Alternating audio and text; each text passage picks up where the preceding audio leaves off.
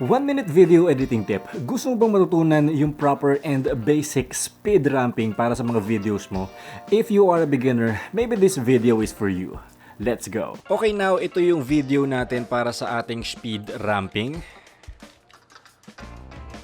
Okay, so ang gagawin mo lang is this. Medyo lakihan lang natin ng konti, i-drag up lang natin to. All you have to do is this. Makikita mo tong effects icon na to, i-right click mo lang siya and time remapping, speed ramp. And after that, hanapin mo lang kung saan yung part na gusto mo siyang mag-slow mo. And dito sa clip na to, dito ko siya gustong mag-slow mo. So ang gagawin mo lang is hold command or alt naman sa Windows and click. Okay, so makikita mo na meron siyang frame dito. So ang gagawin mo lang is ibababa mo lang ito.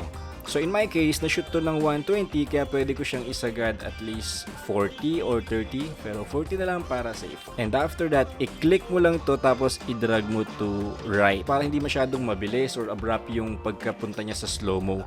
Tapos iikot mo lang to. Yan, lakihan pa natin para makita nyo. Ayan. So ito yung nangyayari. So, iikot lang natin siya. Ganyan kasi siya kanina. So, medyo abrupt yan pag nagpunta siya sa slow-mo. Kaya, igaganyan lang natin ng konti. Ayan. So, tubukan natin i-play. From mabilis, whoop, slow-mo. Again, from mabilis, and slow-mo.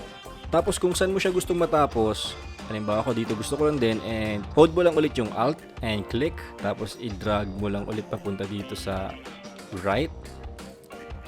Galawin mo lang din ulit ito para pagbalik niya, whoop, smooth lang. Hindi siya basta-basta na lang babalik ng parang wala lang. And this is before and after.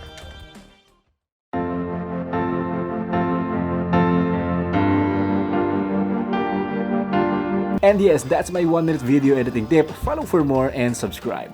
Peace.